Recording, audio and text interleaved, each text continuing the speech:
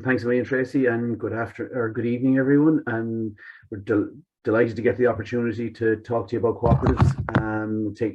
This evening I'll take you through what is a co-op, why it's different, and why it's a suitable model in the bioeconomy. I suppose we'll build on a lot of what Patrick and James have mentioned already, and talk about a couple of the principles that underpin that and our experiences over the years. So if you would just bear with me one moment, I'll share my screen.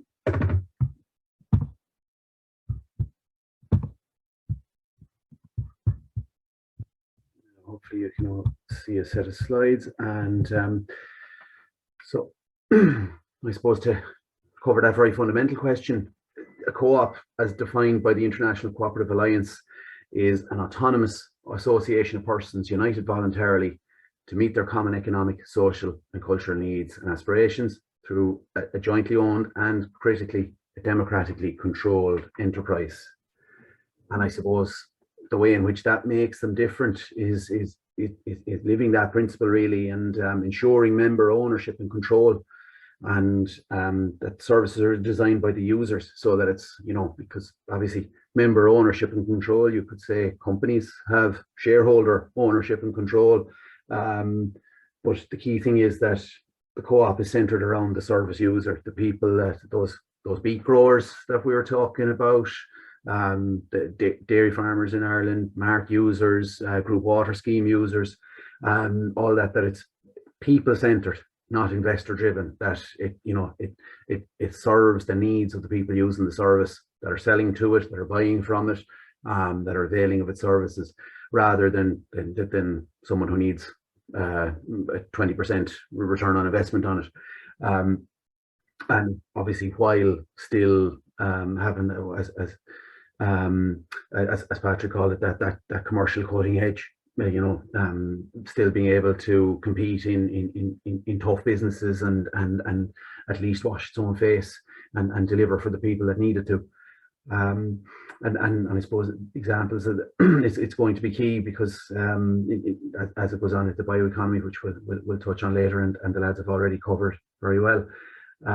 It's driven by values and principles. There's a way to cooperate. There's some important red lines, if you want to call them that, or ways of doing business that make a cooperative. And we'll get to those. And the formation is usually it comes from people coalescing around a certain need. Maybe the private market can't process their milk from the way they want it, or sell their cattle the way they want it, or provide them with water, or whatever it may be, or provide them with maybe they're not happy with the place they sit in the marketplace for whatever they're selling or buying, and usually that's kind of your element of market failure. Like a lot of things can be done by a motivated individual or motivated people within a corporation, but when it doesn't, the co-op is a great way of stepping in and providing scale, coherence, and allowing people to talk and act with one voice.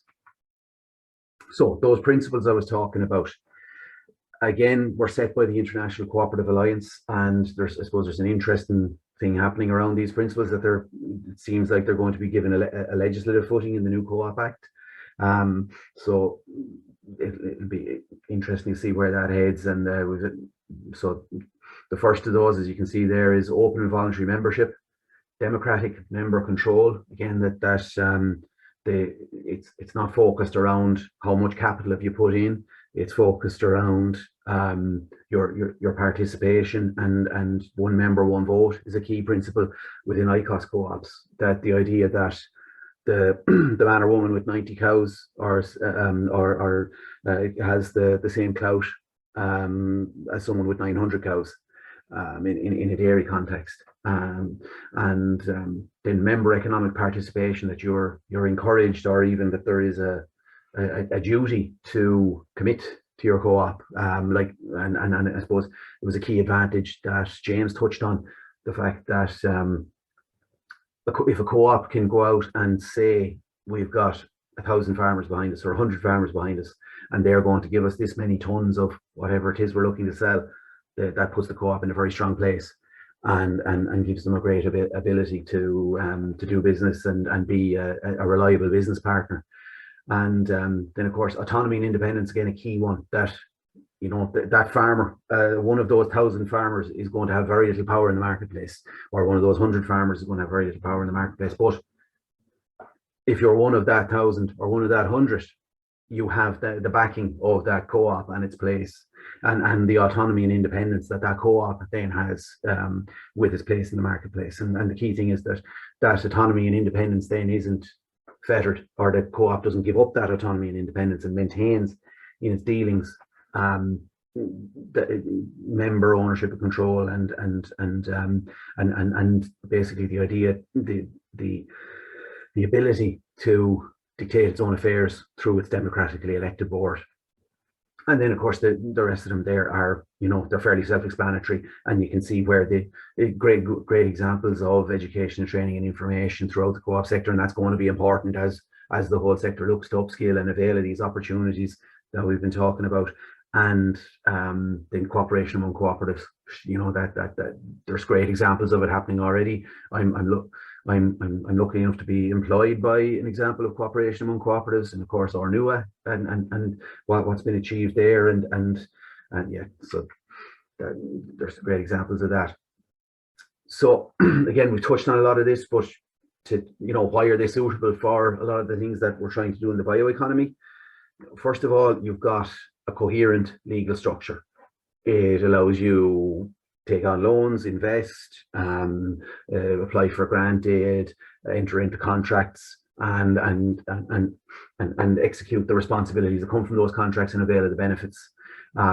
There's great coherence, simplicity, and of course underpinned by that democracy, and it's centered around providing that service as we talked about a minute ago. Also, we've got a great body of work in, I suppose, the core sector maybe for the bioeconomy, where the co-ops I've mentioned have a great reputation in rural Ireland, and in particular, and have really delivered for rural Ireland over the last century and a bit. So they are tried and tested, and it's a model that really works. And yeah, as I said, not a new concept. The first co-op came about in the UK long before any of us was on this planet. Then it came to Ireland relatively soon after, and ICOS was got in on the act, and we've been developing and setting up co-ops since. And you've also got then, yeah, as I said, relevant to many scales, from a 15-house group water scheme that's turning over about €20,000 a year, to those ones you see in front of you that are, turning over billions a year. There's and everything in between. There's great scope for problems to be solved, solutions to be arrived at, and services to be delivered, and whatever co-op whatever you need it to do, if the numbers are right, if your scale is right, it doesn't necessarily need an enormous amount behind it, and a lot of those ones you're looking at obviously came from various variants of humble beginnings, and have come together and coalesced since. Again, yeah, it's relevant across a number of business models. I suppose I've talked about a few fairly disparate ones, and there are obviously some sectors where it works better than others, and where maybe things like lessons can be learned as well, in terms of how we get across the benefits of being committed to a co-op, and how that there are two-way benefits there. But when that is done, it does connect people together, and allow them to become greater than the sum of their parts, bring those disparate needs together as well. That and I suppose with that coherence comes extra circularity and opportunities for promoting a circular economy and delivering one, and bringing together again a supply chain and giving more coherence there.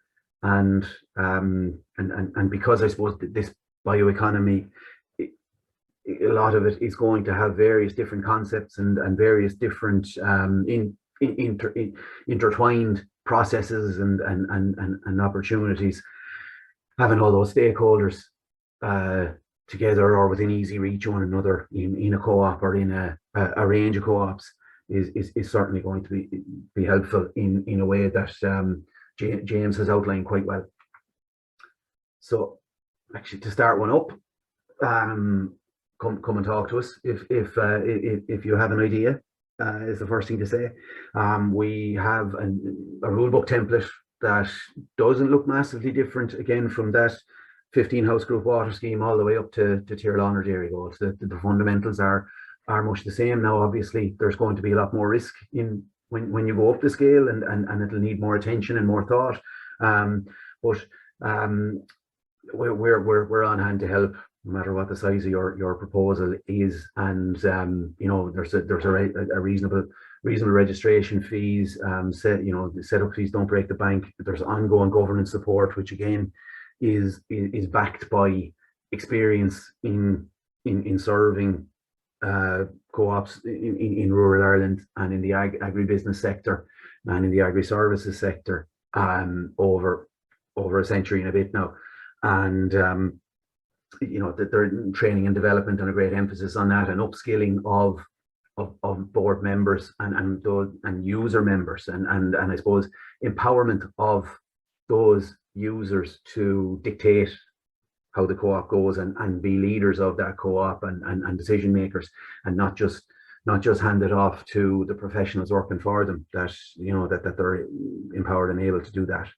So, as I said, you can contact my colleague John Brosnan or myself, and look up the ICOS website if you have any queries on that. And again, very excited about the opportunities that are being presented by the bioeconomy, and we're very grateful to have been given the opportunity to speak this evening. And again, ensuring the sustainability of these things, like Patrick, you made a great point that it's not it might not be inherently as sustainable in some cases, but what we put together, or if we structure it right, it certainly will be.